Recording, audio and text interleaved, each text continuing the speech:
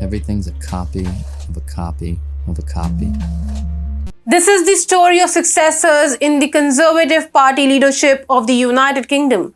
They had one big opportunity to choose a different candidate, Rishi Sunak. But they failed, and with this, they lost the attempt to amalgamate migrant voters in their fold. Namaste, welcome to TFI English, the national socio-political analysis arm of the TFI Media Group.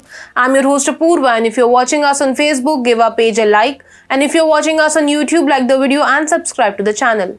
Coming back to the story, in this video, I'm here to tell you about Boris Johnson's loyalist, Liz Truss. So let's begin. Rishi Sunak has lost the race for becoming the next Prime Minister of the United Kingdom. Sunak received 60,399 votes in the members' ballot, approximately 21,000 less than what Truss got. Rishi could win the trust of only 42.6% of members, while Truss got overwhelming support of 57.4% of them. Continuing on with the declining popularity of PM-elects, Truss received 9% less votes than her predecessor, Boris Johnson. Johnson had received 66.4% of votes, 1.3% less than his predecessor, David Cameron.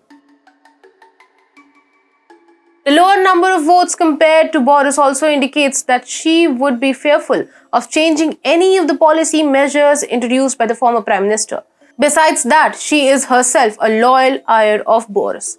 The fact that she was foreign minister in Boris's cabinet and towed Johnson's lines is also a reason why Boris Johnson supports her. He celebrated her victory with an appeal to conservatives to fully support her. He said, and I read in quotes, "Now is the time for all conservatives to get behind her 100%. While there is a near unanimity among party leaders about domestic policies, foreign relations is one area where one could expect some tinkering. But even that seems to be dull, since she is expected to maintain the status quo until the next elections arrive and Johnson's policy is tested on voting ballots. Historically, the best and all-weather partner of the United Kingdom has been the United States. The friendship is so deep that British politicians have not been hesitant to let their soldiers die in Iraq, Afghanistan, and many other places. The value of British lives takes backseat when America's pseudo-moral stance on different issues call for their sacrifice.